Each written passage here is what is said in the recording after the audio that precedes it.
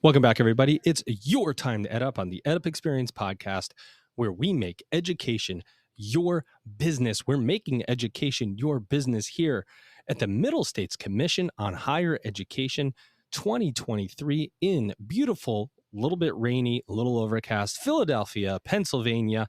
And of course, we are here due in large part to our sponsor, and we want to thank them, Lead Squared, who helped us get here to be able to podcast and have great conversations with amazing colleagues. Again, want to shout out the amazing Dr. Heather Perfetti, president of the Middle States Commission on Higher Education, for allowing us to come and talk to people associated in and around the Middle States Commission membership. Oh boy, I got that all out, and I think I hit everything, as it were. A little story, guys. I'm about to do this first podcast. I've been sitting here all day downloading sound effects, and then I went to use the restroom right before I'm going to record it, and I come back, my hand's all bloody. I have no idea how it has happened, but the show must go on. We have to podcast anyway. So what I did is I went out and found a guest with a broken hand, because I figured if in my hand, I got to find somebody that's in a worse off situation than me so that I can feel better about myself. So, that's the way we work here at the EdUp Experience. Ladies and gentlemen, I'm proud to bring my first guest to the microphone, although I am a little out of practice. I'm going to be honest with you guys, a little out of practice. It has been, I got in at, 1 o'clock last night, didn't get a lot of sleep. And I've been sitting around waiting for somebody who's willing to let me make mistakes. And this person stood up and said, I'm willing to watch you make a fool of yourself. Here he is, ladies and gentlemen, the one and only. His name is Charlie Anastasti. He's the Vice President of Partnerships with Rize Education with a Z. Charlie, what's happening? How are you, man? I'm doing well. Having a broken hand, it was an easy thing to say. I look silly, so why not come on here and be your first customer? Bullseye. You don't look that silly. Just a little bit. You're wearing a tie. You look good. You're all dressed up and ready for the crowd to come here in the exhibit hall. Charlie, first let's level set for the audience, as we always do. Tell us about Rize Education. What do you do and how do you do it? Yeah, so Rize Education is the fastest, most affordable way to start new academic programs, majors, minors, concentrations. The way the model works is through a unique take on the consortium model. So colleges can get access to clusters of shared courses, typically between 5 and 7 courses in specialized areas like cybersecurity or data analytics. And they can actually integrate those courses into their catalog for credit on their campus. And so the net result there is the ability to offer new types of academic programming, combining the existing infrastructure, so to speak, of that course catalog with a set of shared courses through a consortium. Are you kidding me? All right, so let's break this down a little bit so I understand it. So a consortium model. So if I'm a student and so how does it work? You partner with are you business to consumer and the consumer's coming in? Are you collating courses with your university partners and then allowing the students to kind of stack courses?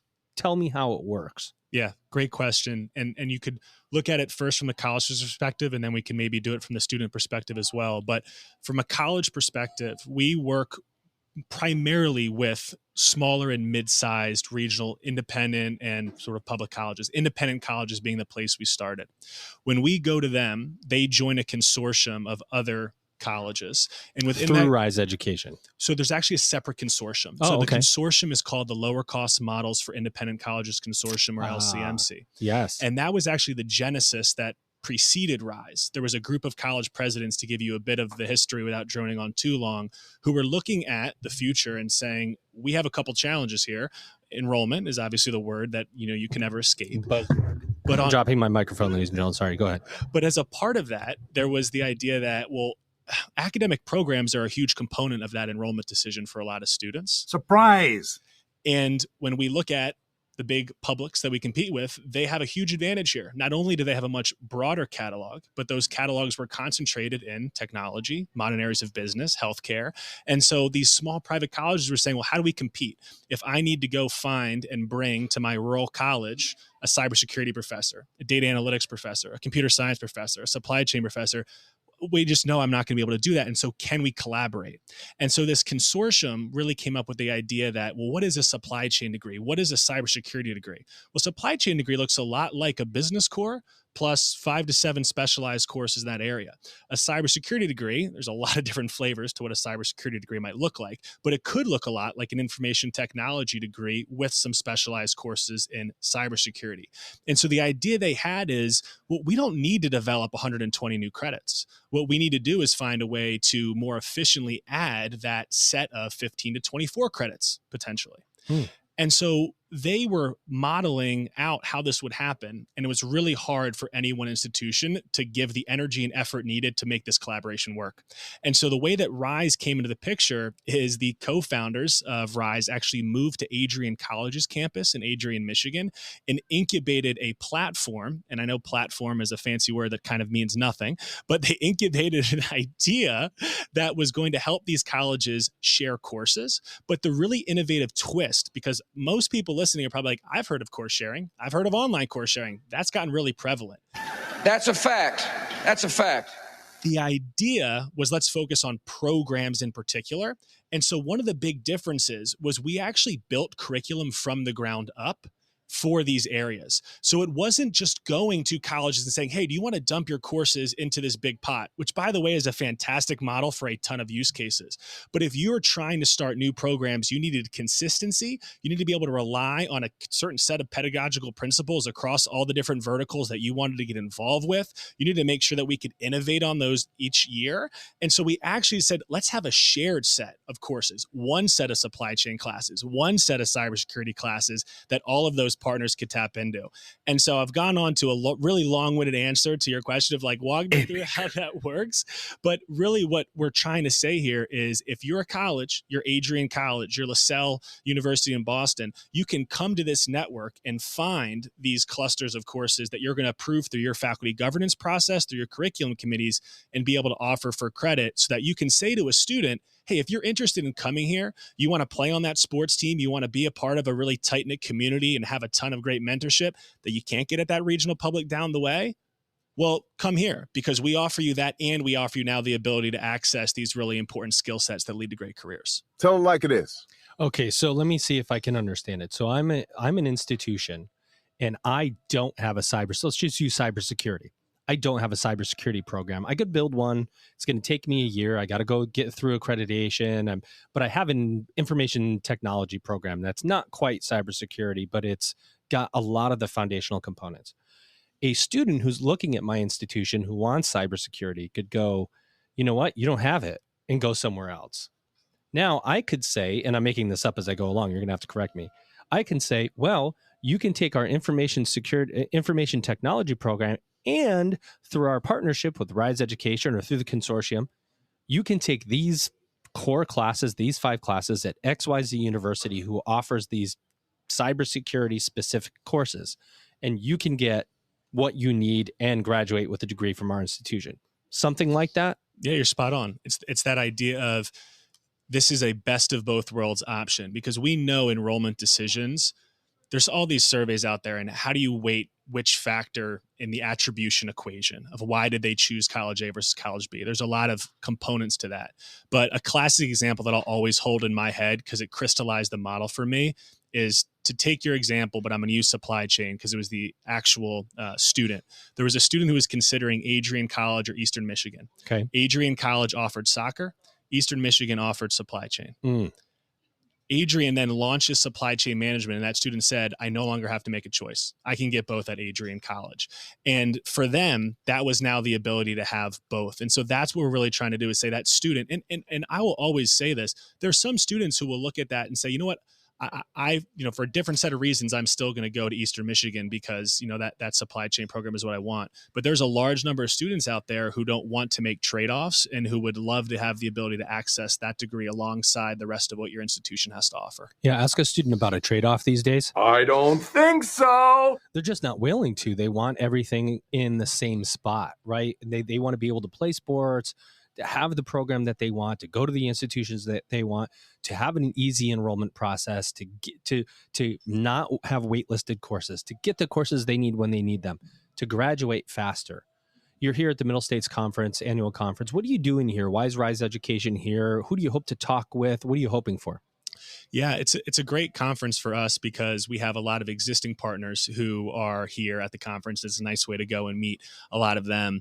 On top of that, we're always interested in meeting new people. As I mentioned, one of the places that we've really focused has been on independent colleges, and Middle States is nice. It's a little dense, and we happen to be based in New York. But when you're able to come to one place and kind of find people from New York and Maryland and Pennsylvania, for us, it's the ability to meet with existing partners and have conversations and discussions with folks who might be interested in this type of a model. What's when an institution comes to you and says, it's like I'm echoing, but an institution comes to you and says, I'm having problems. Fill in the blank. I'm having what problems? Enrollment problems, retention problems, student problems. What's the problem that you are all out there to solve? And what are you hearing? The main problem we hear is enrollment. And, sometimes that gets segmented into incoming students, freshmen or transfers versus retention. But most directly, it's enrollment. At the same time, another place that I'll go with this is we also have institutions come to us, and this is connected to enrollment, but say, I am looking for ways to modernize my academic offerings. And in particular, I'm looking for ways that I can do that in a career-focused way. Because we work with a lot of liberal arts institutions who don't want to lose that foundation and tradition, but do want to make sure that they're responsive to what students are looking for. And I keep using that best of both worlds, but how do we continue to deliver that foundation as well as the different skill sets that they might be looking for, or at least we're seeing employers are looking for? So I would say enrollment, that's the most concrete one, but there's so many enrollment ideas out there that I also like to say, I think that this push towards career orientation is not new, obviously, but I think that is a long-term thing where some of our colleges have said to us, actually, we had the best enrollment year ever last year. I'm talking to you because I'm looking 5 years into the future. And one of the places that I want to keep evolving and doubling down on is how do I better serve students that when they come to our open house days, I've got a lot to talk about how we're going to help you go get a fantastic job. Learning is always faster with the right tools. You hear that echo? That's pretty cool, isn't it? I will say that education is a little under fire, right? The value of a college degree is in question. Institutions are trying to figure out how to, you talked about the liberal arts. How do I maintain my identity as an institution with liberal arts when the external, and there's so much external noise that's saying liberal arts degree isn't valued anymore. You need something else. You need to go on this skills-based pathway. You need to do this. You need to do that. Do you work with the institutions to say, hey, look, you can package these courses and maybe make a certificate out of it too, and it could complement this degree by other institution, right? So you can pull in the non-degree seeker, hoping to move them to degree. You get to keep your degree seeker at your institution rather than moving them on. Is there a sweet spot in there too for the non-credit? So we haven't done as much on the non-credit side, but the idea that you're getting at is exactly right. And what I mean by that is when we talk about something like digital marketing, a lot of people say, okay, that goes in business, right? But if you look at something, and I was just listening to Gray Decision Intelligence do a podcast on this topic, and they were saying, if you look at how many degrees are actually direct prep from SIP code to SOC code, from the major I'm studying to the career I end up in, there are a lot of majors where it's not really direct. History does not become historian. Creative writing doesn't necessarily become creative writer. And the jobs that creative writing majors go into, well, one of them is marketing very commonly. And so think about this model, not just as, how do I start a new business concentration, but how do I let someone who's passionate about English and wants to develop a fantastic writing ability also pair that with a skill that's going to make them extra marketable. And so I don't think that this should be narrowed down or viewed through just a lens of, here comes another vocational push. I think this is a way to amplify a lot of different majors in a way where you're sort of giving students the ability to study what they love, as well as explore some new fields and broaden that menu, which that's really hard to do in an efficient manner if you are a smaller institution. What courses most likely go into a consortial model like this? Is it STEM courses? Is it, are institutions so differentiated that they have these really unique offerings? I would say the best fits for this type of a model, because I'll give you some examples. It's almost, what doesn't work. And I'll give a couple examples. What's really hard is engineering, because how do you do an engineering degree in 5 to 10 courses? That is correct. So for engineering, we actually piloted a different model in a dual degree structure where RISE is really just actually matching colleges in this consortium to University of North Dakota as an example. You take something education and nursing, where there's a lot of licensure components, and that might vary state to state. Okay, that's kind of tough for this model. So what we look for, and someday I'm hoping that we figure out more ways to help colleges with that. What we're looking for, where are the places where there's infrastructure plus a cluster equals something really unique and exciting to students. And so maybe you'd call it a little bit more shorter form, something that doesn't require that 15 to 20 classes fits in this model. Yeah, some programs out there have so many specifications. This is lunacy. It's very hard to get mass, right? Nursing is a great example. You have to deal with individual state boards of nursing. It's just hard to scale that. So you're really looking business, STEM programs, ones that make a lot of sense, but you can't be all things to all people, which is why a model like this is attractive, right? I don't want to lose students because I don't have a program. But if I have the base of a program, could someone else help me cap that off? One way to think about this, and you used, I think you used supply chain. Let's go back to cybersecurity because that's the easier one for me to understand. I'm thinking about like, my institution offers the basic technology courses, and then NASA would offer the missing pieces. But now NASA's not going to do that. They're going to not offer those courses. But there's another institution out there that could teach those courses in defense technology that I need, right? So that's the easiest way to think about it, is we're just pulling from the other experts to cap off the program that I want. I think it's a great way to talk about the model, and it starts to get into, what am I good at? What is my unique value proposition? And one of the things that we think a lot about is this concept of the hybrid campus. Again, not new, but if I think about what are some of my core strengths as a small private college, a lot of it is that campus. And so I want to be thinking about ways where does online add to what I do today? Online can be really credible about giving access, allowing me to tap into experts across the country that I might not be able to recruit to my campus or pay on my campus by myself. But if I decide to sign up for a shared model where I'm working with other institutions, okay, now I can actually afford these types of degrees, and I can keep doubling down on what I'm really good at. The traditional subjects I already have on my campus with the wonderful faculty that I have. The other thing that I talk about sometimes is that also might evolve over time. After you've started something through this type of an arrangement, maybe you find out that you are going to bring it on your campus over time after it proves itself out. And so it's a way to be more nimble and agile as needs are changing more rapidly, to think about where can I partner? Where am I going to continue to sort of spend my resources on the ground or in my existing online components? Are universities, is there ego here where I come to Rise Education and I say, we want to join, we want to, we have what we think is an incredible program, and we want to offer it to these other institutions. And Rise Education looks at this and goes, I don't know, it's not unique enough. And then you say something like this. I like your plan, except it sucks. So let me do the plan. And that way it might be really good. Right? Something like that. Yeah, that'd be a quick way for me to make a lot of enemies and not a lot of friends if I went verbatim on that. But that is a challenging thing, because one of the pieces of this model that we are trying to lean on is there's consistency for the institution that's accepting those credits into their catalog. And so the teaching institutions have actually really accepted a lot of modifications and have been really flexible to allow all of the other participating institutions to know what to expect. Just a couple of examples. All of the courses are taught through Canvas in the same exact structure, so that if I'm a student moving through a program, it's all going to be the same to me. It's going to be familiar. That a requirement then for me as the institution, if I'm offering a course, to go back and blueprint it in a certain way it's blueprinted across institutions? Exactly. Interesting. And so that is that flexibility has been critical to make sure that we can provide that consistency.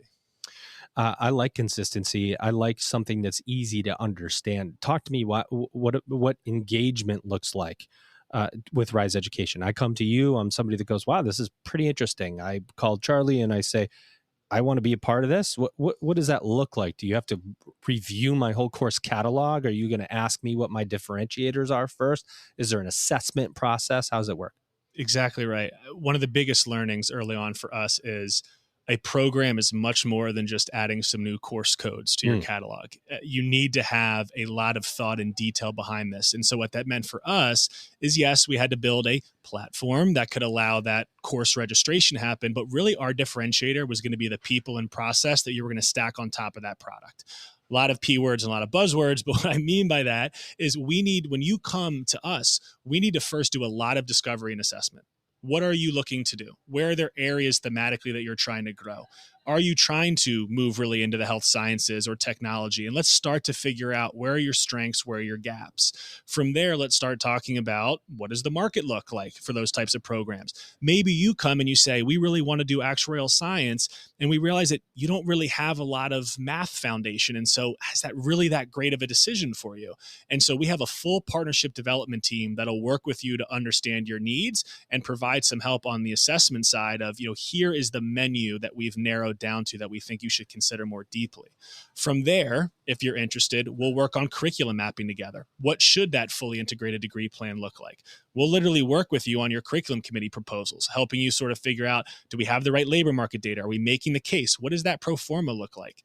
If we sort of get all the way to the finish line together, we have an entirely separate partner success team that's going to make sure that whatever enrollment benchmarks that you've set, the student success benchmarks that you've set, that we are tracking towards those, that we are iterating as needed. So I could talk about the partnership side for a long time. We also have an enrollment marketing team that's small. It's not small but mighty. Small but mighty. We're going to help you with content, with strategies to really think about how are you going to get this new program out into the minds of students. And so it can't.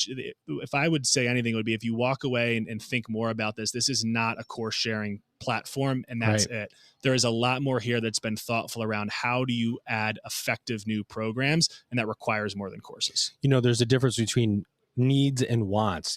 I may need to get in and talk with Rise Education because I have this desire or requirement to grow, but I don't want to change my curriculum, and I don't want to change. I'm higher education. I mean, that must happen at some point where you're saying something like this. Give me a call when you want to start taking things a little more seriously. Right. But that is the case for higher ed. We don't always want to change. And sometimes when somebody tells us, hey, you got to change to grow, there's inertia that says, we're not doing that. And so it's like, well, then you're not ready for this model. That has happened 100%. I know it's happened because I've done this for 20 years. I know it's out there. You know who you are. Yeah. What we have found is you need to build buy-in from the top as well as from the bottoms up. And what we really try to stress is to our team, one, be empathetic, because this is a chaotic time where you have a ton of responsibility on your plate. And here comes this new model. And I'm sure there's a ton of deja vu with, another one of these. Isn't this just another OPM? Isn't this just another, whatever? And so there's a lot of skepticism, understandably, about new things that come on someone's plate. And so we try to approach it with, how do we try to build that transparency into what's going on here to build some trust? And then where's their alignment? Because I think that if you're someone in a business department, your first reaction to that new program might be like, oh, okay, maybe that's going to siphon students away from my program. But if we think about it from an overall growth mindset, all of those students are going to populate all of the business courses in that core. And so it's really a way to think about departmental growth. We have institutions that we've worked with that have really grown the size of their department, thinking about adding new programs. And ultimately, everyone looks back a couple of years later and goes, okay, that was a really good decision. I love it. Well, ladies and gentlemen, we do what we think is pretty good work here at the EdUp Experience, interviewing people, colleagues in and around higher education. This time at the Middle States Commission on Higher Education here in Philadelphia. I was going to say sunny Philadelphia, but I haven't been outside the conference room yet, so I'm not sure what the weather is. My guest today, here he is, ladies and gentlemen. His name is Charlie Anastasti, and he is VP of Partnerships, Rize Education. Charlie, how was your EdUp experience today? How'd you enjoy it? It was fantastic. This is my first time putting on some headphones and doing a podcast. You did great, man. This was a ton of fun. I super appreciate you being willing to sit down and talk a little bit more about this. And I know all of us at Rize are fans of what EdUp does. I know there was a lot of a lot of new LinkedIn subscribers when that came out. So it was nice to get another way to get your insights and content our way. I'm glad you said that, because even though you mentioned another podcast on my podcast to end it, no, really. Just remember, ladies and gentlemen, we want to tell you this about the EdUp experience. Whether you like it or don't like it, learn to love it, because it's the best thing going today. Ladies and gentlemen, you've just EdUp'd.